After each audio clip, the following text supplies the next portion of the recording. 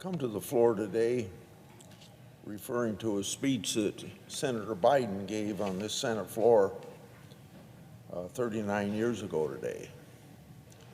The scene was kind of this. It developed over several months of that year before May 2 of 1984.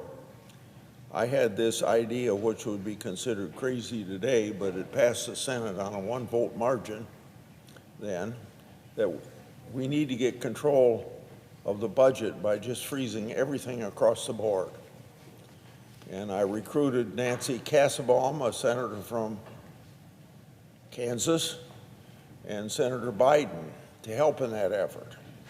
And Senator Biden gave the longest speech that day on justifying it. And most of his comments at that time were trying to justify that you could actually freeze the defense budget. And also it included a freeze on the COLAs for Social Security. And like I said, it passed by a one-vote margin, and it obviously died in the House of Representatives, but Senator Biden spent most of his speech fighting off giants of the military-industrial complex at that time by the names of Senator Goldwater, Senator Towers, and Senator Stevens of Alaska. So that's the background for what I'm talking about today. So on this day 39 years ago, then Senator Biden spoke on the Senate floor saying that he was outraged, that's his words, that our national debt would soon be near $2 trillion. He urged fellow senators to, quote, do something before the debt limit increase comes up, end of quote. The something that he advocated for was a federal spending freeze. Today, our national debt stands at $31.5 trillion compared to that $2 trillion in 1984. But in a few years, public debt as a share of our economy is expected to exceed record levels set in the wake of World War II. However, instead of urging immediate action this year, President Biden wants to kick the can down the road. And I think today we would all consider that irresponsible and unacceptable. In contrast, House Republicans are tackling our debt crisis head on. Legislation in the House passed last week would rein in excessive government spending, lift the debt ceiling, and impose meaningful fiscal controls moving forward. President Biden and Senate Democrats must get off the sidelines and negotiate. We can't continue to live high on the hog at the expense of future generations. To put our current national debt in perspective, a gross federal debt of $31.5 trillion equates to $95,000 for each man, woman, and child living in the United States today. By comparison, the average cost of a four-year public college degree in 2023 is about $90,000. Both are more than we should be asking young people to bear. Looked at in terms of the American taxpayers, our government debt comes to a staggering $247,000 per tax filer. And I think the number of tax filers would be close to 160 million or just a few more. So that's $52,000 more than the average home value in my state of Iowa. Our growing national debt is unsustainable. In the most recent budget outlook, the Congressional Budget Office estimates interest on the debt will near $1 trillion in 2028, an amount exceeding what our nation is expected to spend that year on national defense. Absent action, interest costs will continue to mount at an alarming rate. Looking well into the future, by 2044, interest will exceed $2.9 trillion, surpassing what we're projected to spend on Medicare. By 2050, interest will become our nation's single largest expense, even surpassing Social Security. Interest costs of this size would have been unfathomable to my then Senate colleague, Joe Biden. Remember how he said he was outraged that the national debt would reach $2 trillion.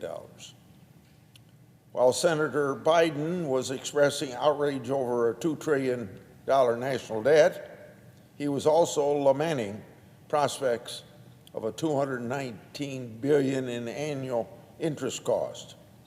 Yet today, President Biden barely bats an eyelash at interest projected to blow past $1 trillion on a path to $3 trillion. At the same time, our interest costs are set to soar. Several major federal programs are barreling towards insolvency.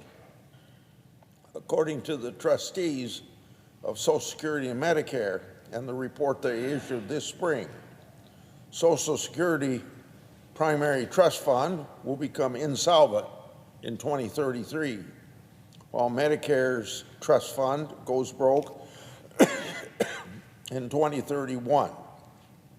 Contrary to what some Democrats claim, doing nothing to address these programs is not an option. The Social Security and Medicare Board of Trustees, which consists solely of President Biden's administration officials, have made it clear that congressional inaction means automatic benefit cuts within the next 10 years. Yet, President Biden has accused any Republicans that mention the word Social Security of wanting to gut the program, though nothing could be further from the truth. In 1984, Senator Joe Biden sang a much different tune.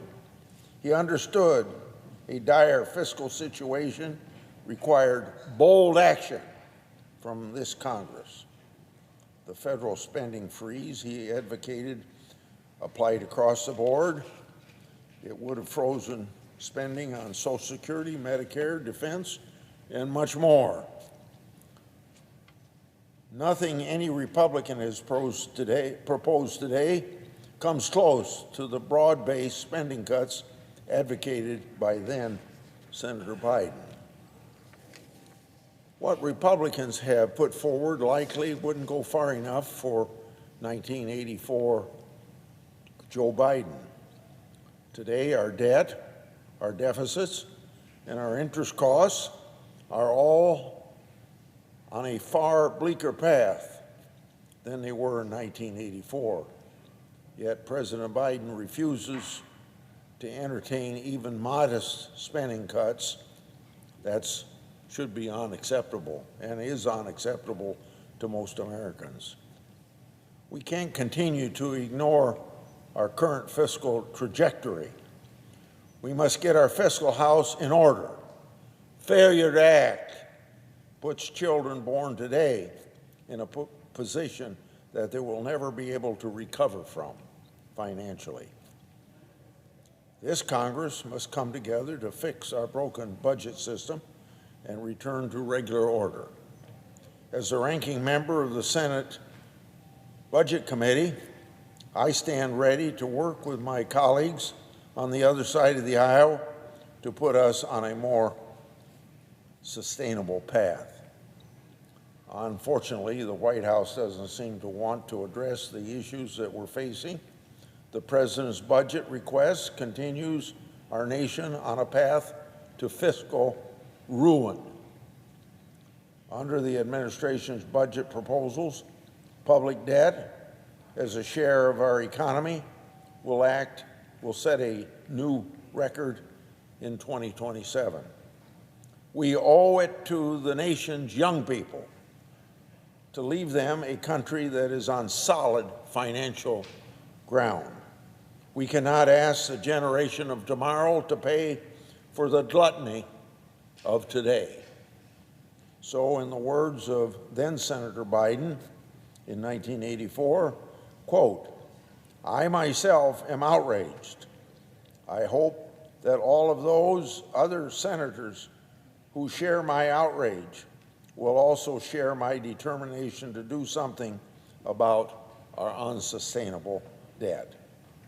I yield the floor. Suggests the absence of